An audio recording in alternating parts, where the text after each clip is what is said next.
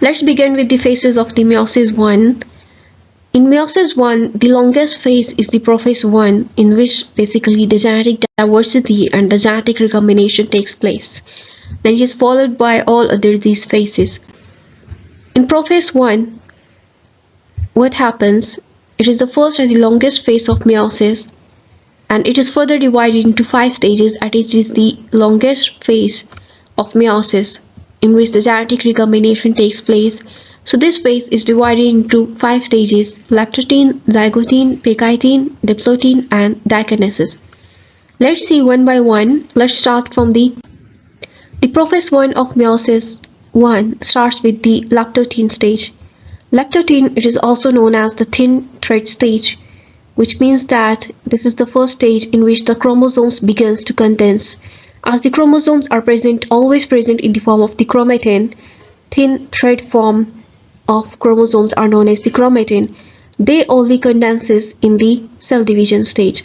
So the Prophase I began with the Leptotene, in which the chromatin form of chromosomes, they appear to become condensed and they starts becoming thick. And these, as the chromosomes, they are present scattered, they will start searching their homologous pair and they will arrange themselves in the form of homologous chromosomes, as each cell of the human contains the 46 number of chromosomes, which are present in 23 pairs, like 23 comes from the father and 23 comes from the mother.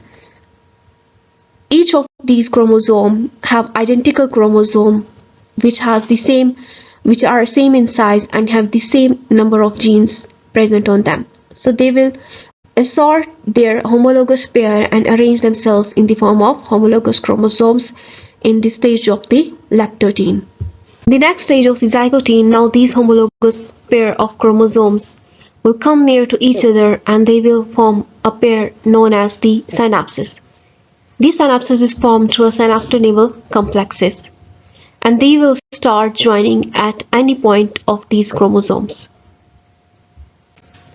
The other stage is the Pachytene. Pachytene is the stage in which these chromosomes will start condensing, and this is the stage in which the part of the chromosome will get exchanged. As you can see here, these sister chromatids, their parts are exchanged to their homologous pair of chromosome. This process is known as recombination and also known as crossing over. So the crossing over of chromosomes takes place in Pachytene stage of the Prophase I. The next stage is the Diplotene, is also known as duplication stage.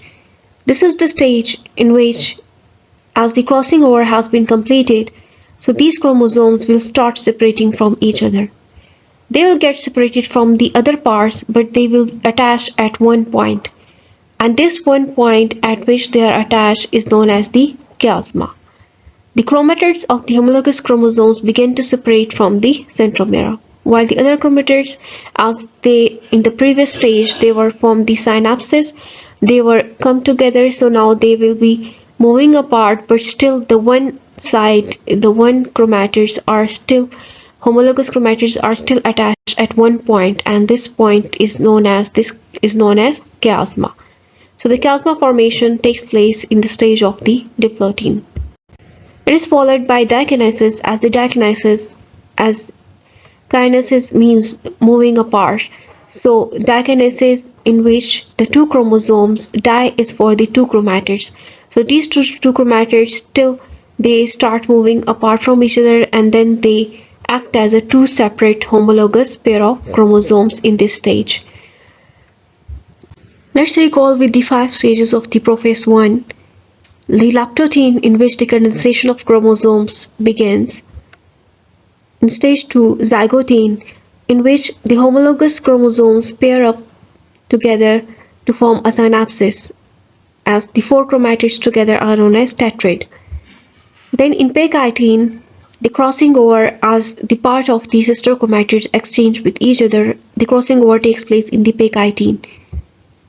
In Diplotene, finally, the chiasma formation takes place. These chromatids, after exchanging the genetic material or after crossing over, they start moving apart, but they are still attached to the one sister chromatid, or at one end. This is known as chiasma formation.